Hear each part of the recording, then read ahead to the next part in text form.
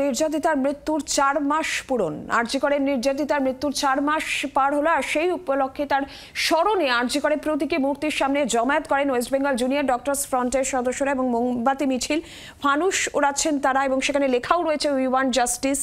আরজি করের নির্যাতিতার মৃত্যুর 4 মাস পূর্ণ হয়েছে এবং নির্যাতিতার স্মরণেই তাদের এই কর্মসূচি। অর্কদীপ্ত মুখোপাধ্যায় এই মুহূর্তে সরাসরি রয়েছেন আমাদের সঙ্গে। অর্কদীপ্ত,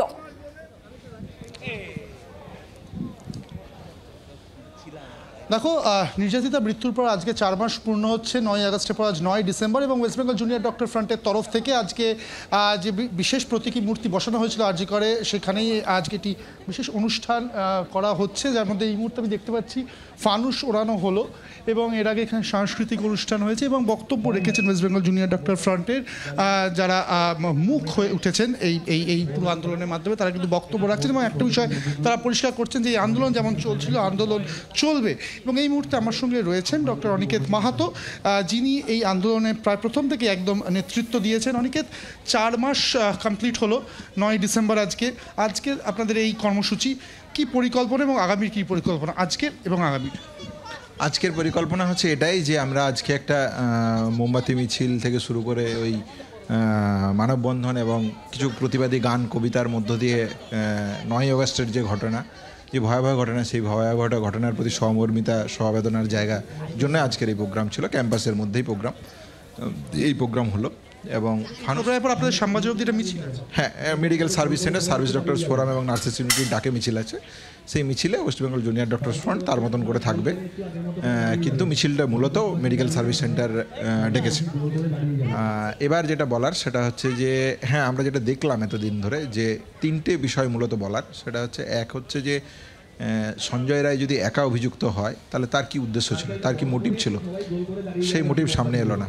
আমরা এখনও মনে করি যে এই ঘটনায় একাধিক ব্যক্তি জড়িত। তাহলে একাধিক ব্যক্তি যদি জড়িত হয় তাহলে বাকিরা এখনও আউটসাইড খোলা আকাশের নিচে ঘুরে বেড়াচ্ছে। তাহলে এই ক্রিমিনালাইজেশন পরিবেশে একজন স্বাস্থ্যকর্মী থেকে নার্সিং কর্মী থেকে সাধারণ মানুষ কীভাবে সুরক্ষিত বোধ করতে পারে, এই প্রশ্ন থাকছে।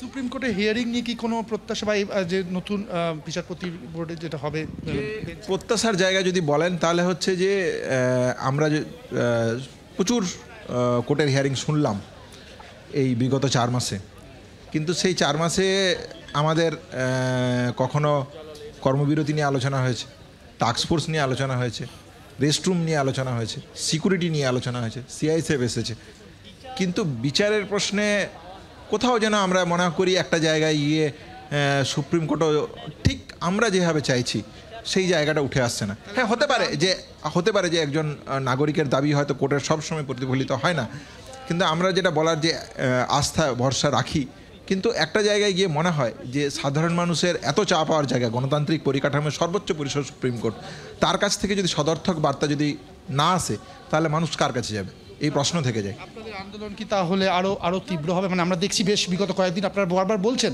যে পরীক্ষার কারণে আপনারা ব্যস্ত ছিলেন, পরীক্ষা শেষ হতে আসছে, আন্দোলন কি আবার আগের রূপ ধারণ করবে?